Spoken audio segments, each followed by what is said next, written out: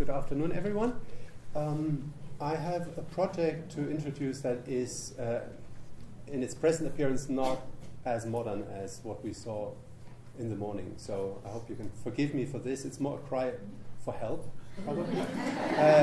I intend to do something really digital, and I will need to spend most of my time today sort of showing why it's relevant, and then let's see if someone has an idea how to help me out. So I should explain the context first. My research area is early China, which is a very broad notion. You could stretch it back as far as the first humans in that part of the world. But I realistically can say I focus on the 5th to 1st centuries BC, and do research in literature, philosophy, and history. It's not something you can separate in this period. And I've, for the past years, focused very strongly on manuscript studies, and I'll explain in a minute why this is really so important. So my project is about a database that exists in a form which you would certainly not call a database now, but it has data, with metadata of manuscripts from the 4th to 2nd century BC, especially the 4th, and that's important for a reason I'll explain now, namely the historical context. The classical period of China is the 5th to 3rd centuries BCE. That is the time when all the important schools of philosophy, as they're usually called, Confucius and so forth, came up. This is basically what the entire cultural self-identification of China rests on primarily. And then, of course, later interpretations of what happened in this area.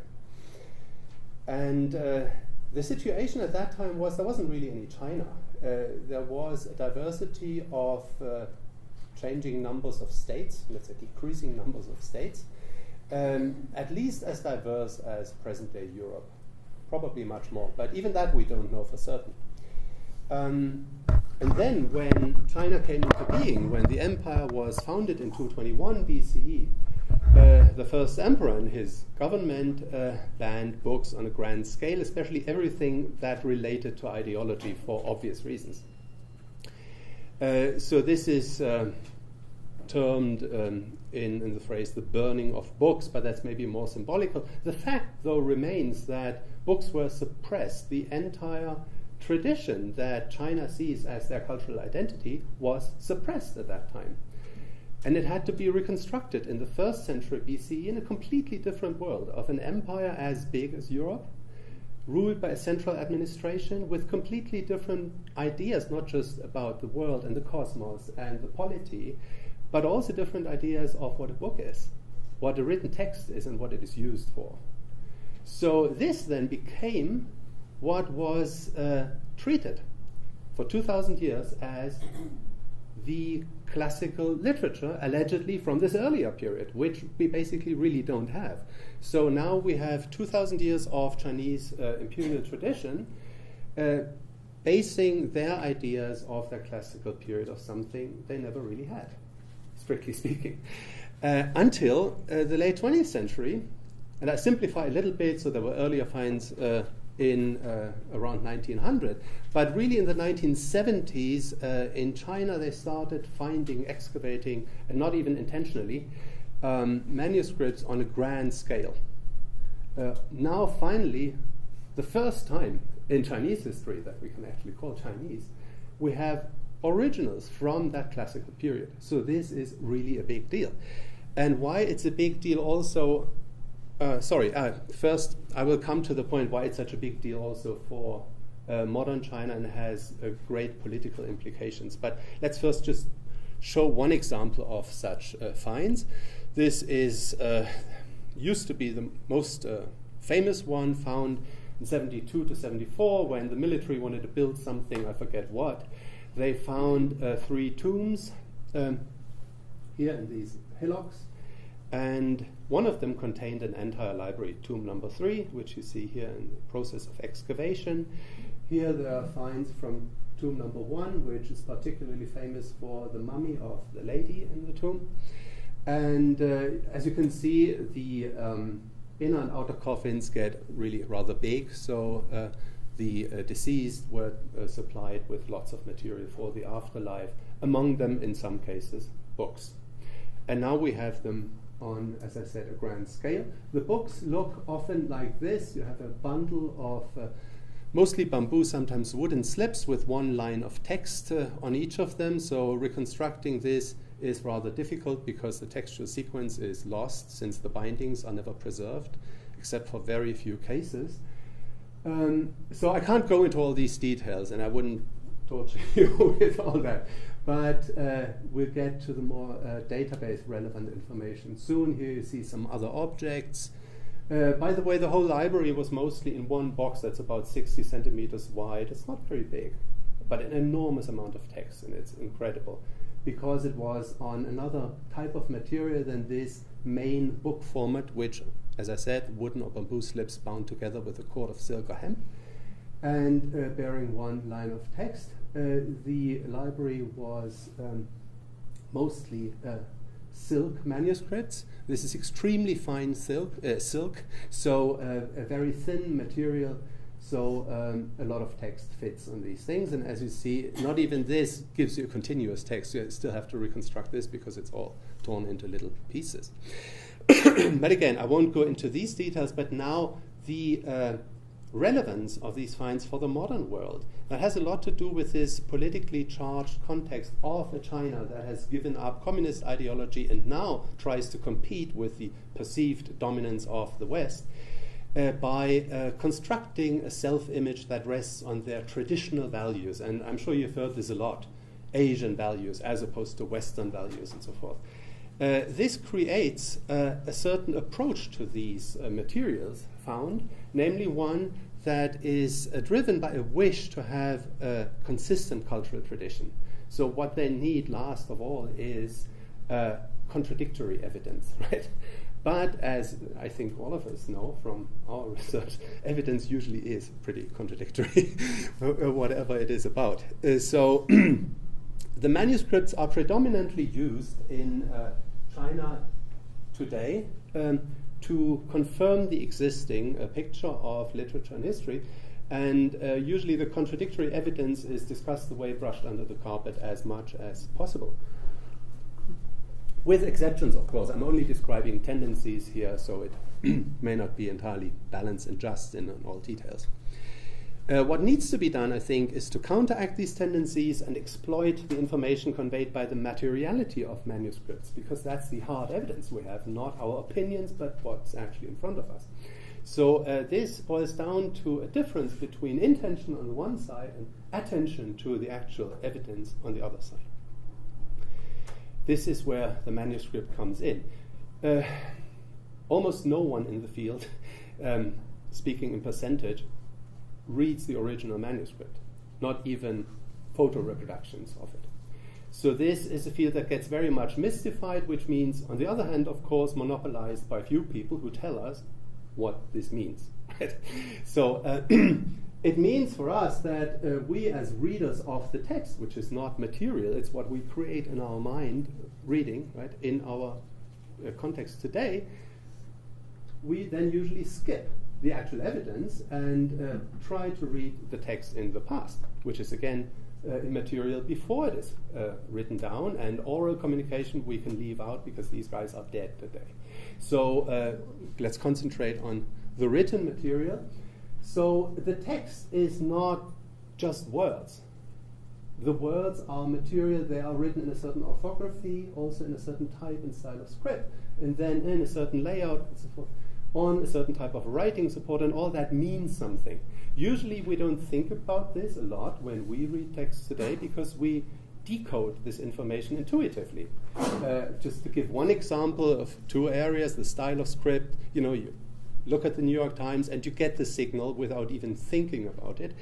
Same with the famous tea shops and so forth, or whatever shops. So you get these signals that you interpret in your own way, but usually not very consciously, right? It works automatically.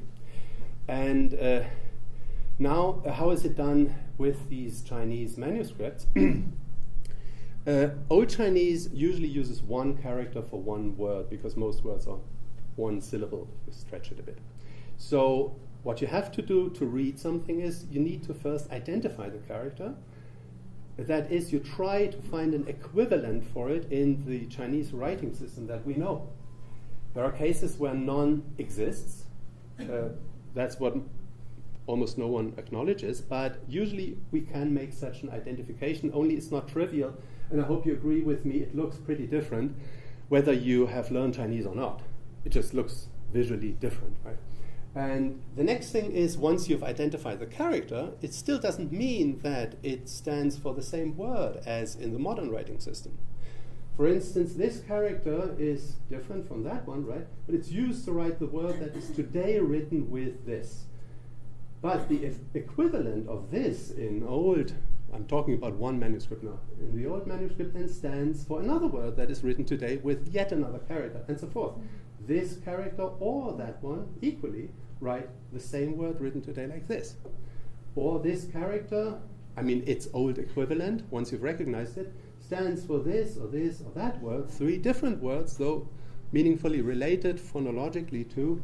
This means sound, this means to listen, this means wise. So interestingly, wise, we derive wisdom from vision, right? And the Chinese derive it from listening. So, so the connection is obvious once you know Chinese, but you first need to recognize the fact that the orthography is not what you would expect. So what you have to do, and here is where the database I'm thinking about comes in, is you need to realize this character that does not look identical with this one, right, is actually the same character. It's just written in a different shape. Ideally, you have a lot of data for this to realize this fact. You can look at the range of different shapes that make the identification not a matter of your opinion, but of something you can measure. And this character here, the same as this one, but you need to realize it can't be as different as this one. That's another one. And this one, the yellow one here, is the same as that, although they look more different than this one and that one, which is again another character. So for these things, it's really difficult to figure this out if you find one character on one page of a reproduction, the other one somewhere else, because you don't have the picture in your head anymore. A database that allows you to extract this information, put it together, and then analyze it makes a lot of sense. Now about identifying the word, just one example. There's a manuscript written in fairly clear, late handwriting. That's already the early empire. There's a text about cosmogony. So it says how the cosmos came into being, and it starts the text with the words, the beginning of the constant nothingness throughout accords with a great void. Whatever that means, it talks about constant nothingness. Right. Then another manuscript was found, about 200 years older, some decades later, that contained the phrase the constant before. So people started wondering, that's also cosmogony. Maybe this manuscript also means constant before. So you see, the application is not really trivial. I mean, that would be a different cosmogony. But how do we decide this?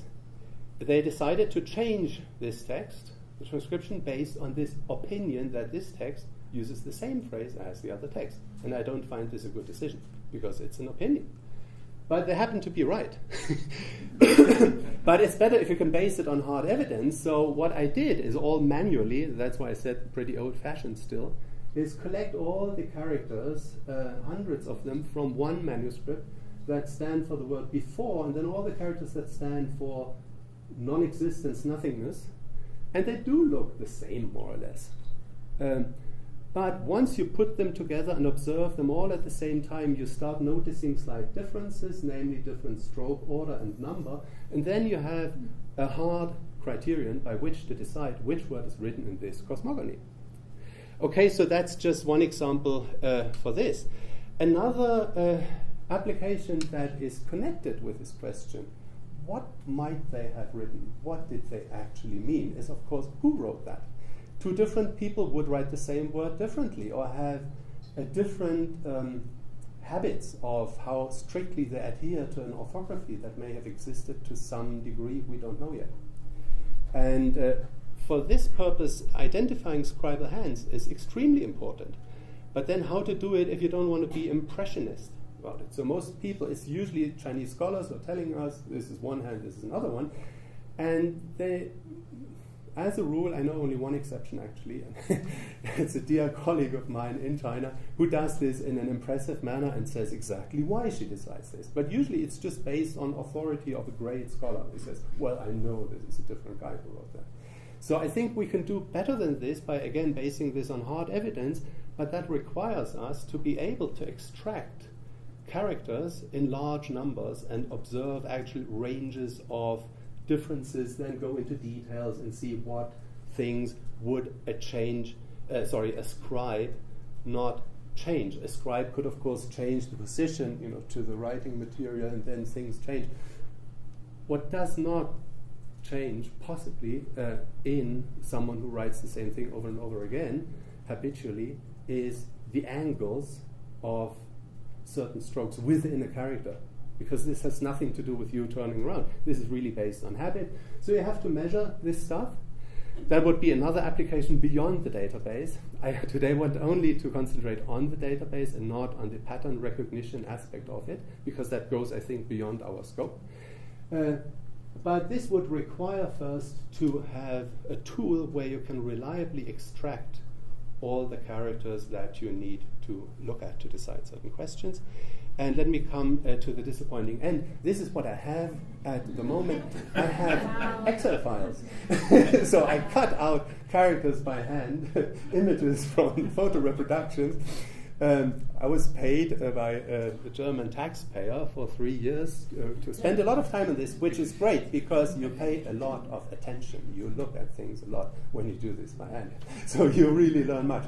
But it's not the ideal situation, I would claim, to do this on a grand scale for our research area. So yes, I extracted a couple of thousand characters and put them with a lot of metadata. This is, of course, then always the main object. The rest is metadata.